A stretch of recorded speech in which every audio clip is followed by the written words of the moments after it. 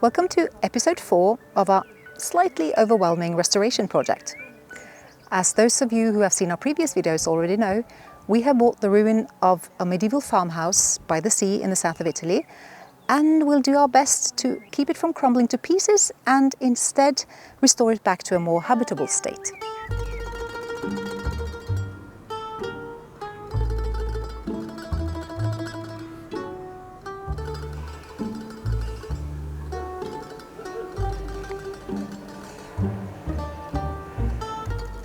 As mentioned before, in order to buy the ruin, we also had to buy an adjoining piece of land to establish a connection between the property and the road.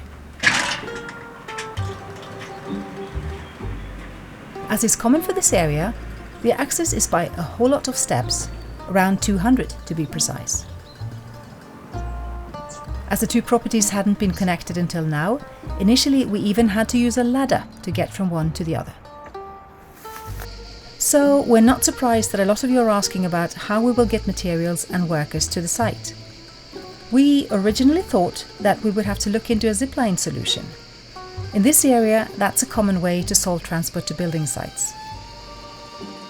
But one of our kind neighbours has offered us to cross a piece of his property that is better connected to a road above us, which is a much better solution. There's no way there will be a car road all the way to the house in any foreseeable future. But if this coast is where you want to be, steps will inevitably be a part of your life.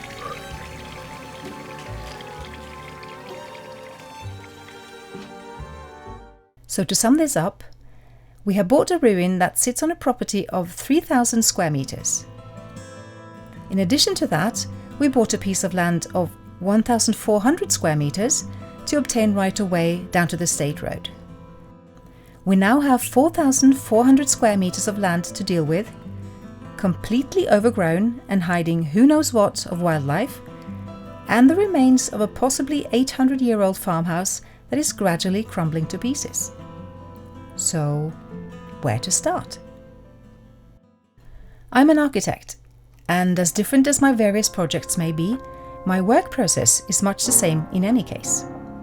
I research, register, and I document my starting point situation.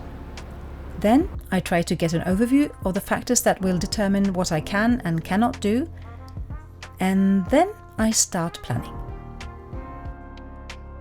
We started by surveying the ruin in order to draw up floor plans and sections of the existing structure. As there is no such thing as a 90-degree angle in this house, I double-checked afterwards with a PhoneApp LiDAR scan. Even though it can't be used as an only source of information, at least it showed that the measures I had taken were not completely off. So now we had a set of drawings showing the plans, sections and facades of the building, making it easier to be concrete when exploring the possibilities that this structure gives us. And now, let's walk you through the rooms and see what we intend to do with them. We'll start right at the bottom.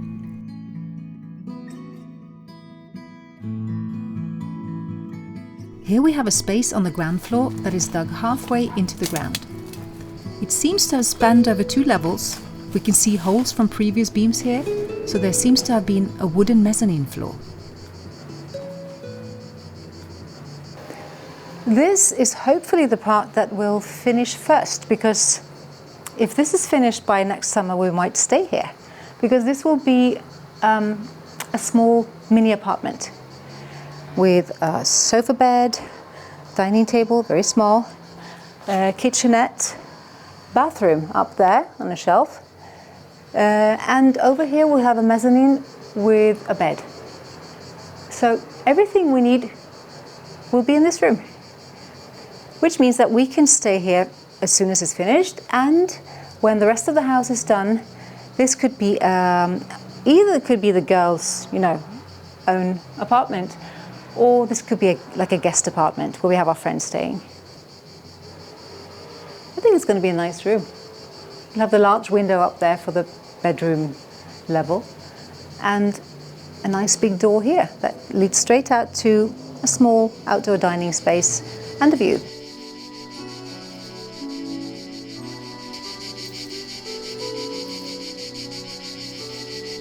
Moving a level further up, On the first floor, there's a large space with doors to both sides of the house.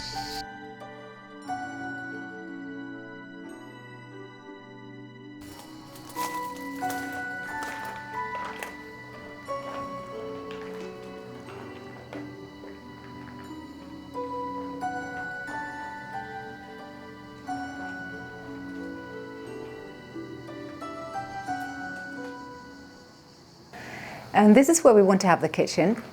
I'm picturing the workspace going over from there, over in the corner, maybe also here, depending a bit. We have a very large table that we've already bought, so we need some space for that as well. Staircase up to next floor, going somewhere, somehow, here. And I really, really want a fireplace. Not sure where we're going to have that because it's a bit complicated trying to get the smoke out. But initially I thought there, but I'm thinking maybe in the corner because that means that I can sit in a nice little spot here and have the fireplace there and a view over the sea there, up to Ravello here, and also to the sea out there to the kitchen door. I think that could be nice. But the important thing, the main thing here will be the large table in the middle. That will be completely in the center of the room, and that's what it's all about. Yeah, I'm going to sit there. He's going to cook. I'm going to sit there. I heard a cat.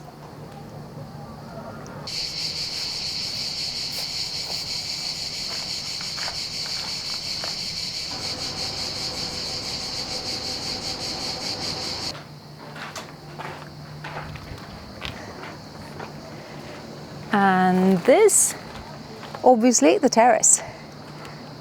It's not all that big, but it's big enough. And we'll have sort of a lounge dining area in that part, necessarily with a sort of a pergola or, I don't know, some sort of sail above, because it gets really hot. In this corner, I would like sort of a deck chair.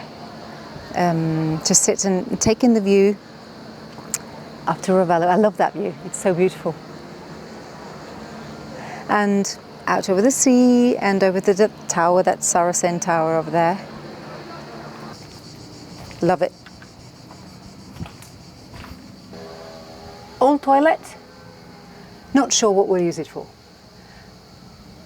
Maybe storage space for like cushions from the terrace or a laundry room. I don't know. We'll see. Going over to the bathroom.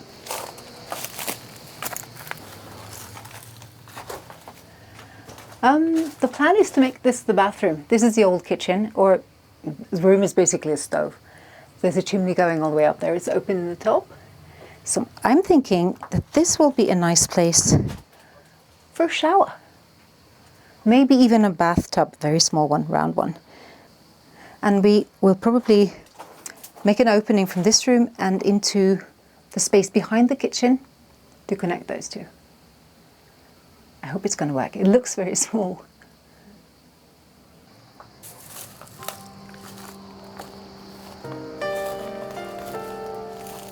The levels are connected by outdoor stairs only, so if we move up from the kitchen level, we get to what might be the oldest part of the building, a vaulted volume.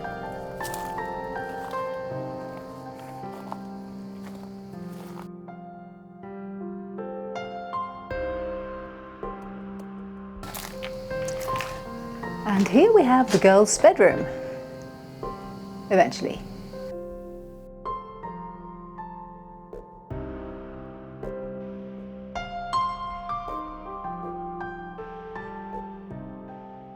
You'll have the lovely opening out to the small outdoor area here with a view of Ravello. A nice window there for the evening breeze. Yeah.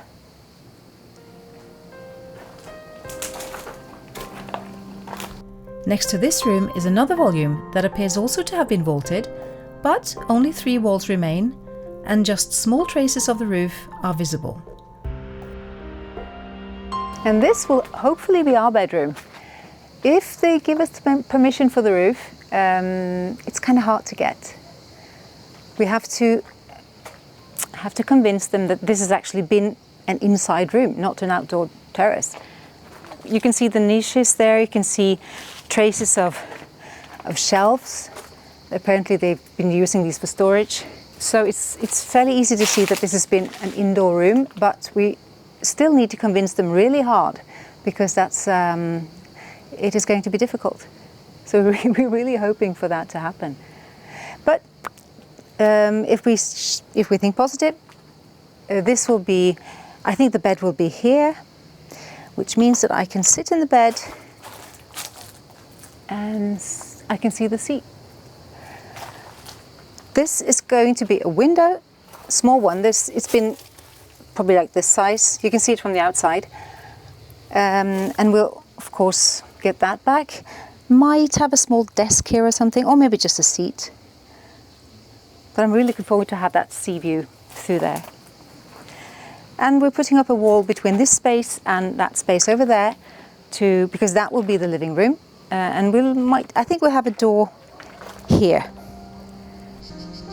The last room on this level seems to be the younger part of the building, as the shape and details resemble other buildings in the area from around year 1700. The roof is missing also here, but judging from beam holes, bigger on one side, smaller on the two others, it seems to have been flat.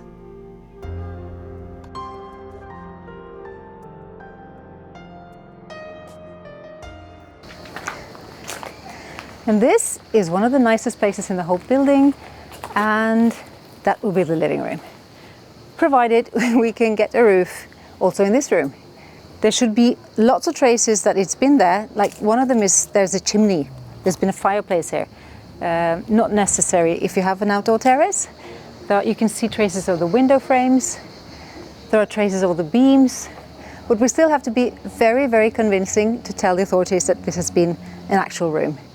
But yeah, we'll get there. So we'll have a sofa in the middle, 2 chairs, one that I can turn around to look outside the window to the sea. Always look at the sea. And also the sea this way. We'll have a small balcony, very small, just like this small. This could be where we have a desk, maybe. We need a workspace with a view up to Ravello.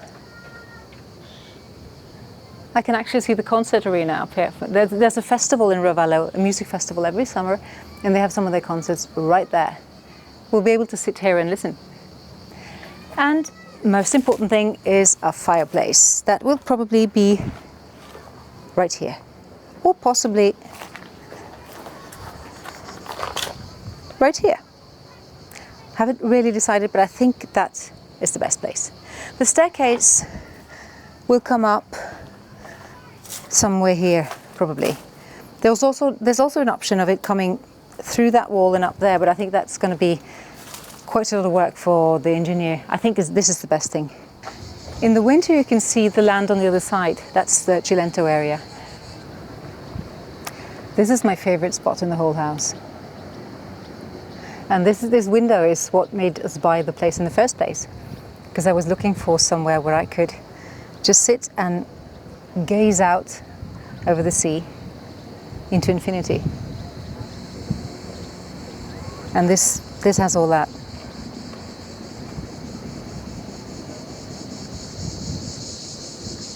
I'm going to sit here a lot.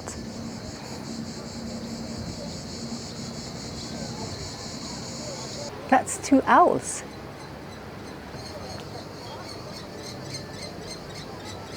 And they seem a bit upset that we're here. Maybe it's the same one that we saw when we got here for the first time. We went into the basement, that was the first place we came to, and an owl flew right out above my head and scared me a little bit. But the real estate agent said that it meant luck, and she might have just made that up. But it could be true too. I decide that that's a good sign. It's a sign of luck. I really love those owls here. We have to find a way for them to find their nice spot and have our nice spot too. We have to share the space.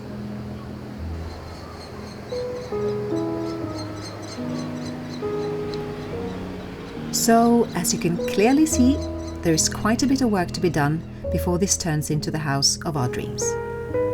And we completely understand if you find it a bit overwhelming and worry that we might have taken on more than we can handle.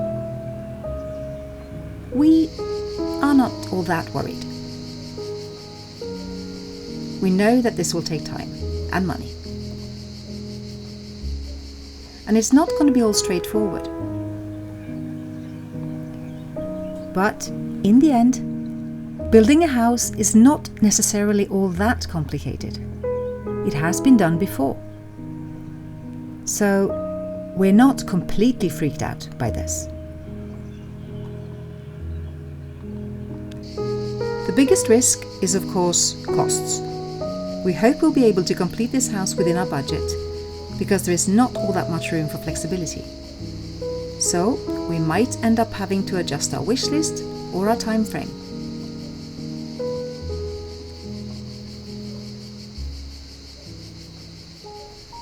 But we do believe that we will get there in the end. And in the upcoming videos, we will show you how we plan to do that.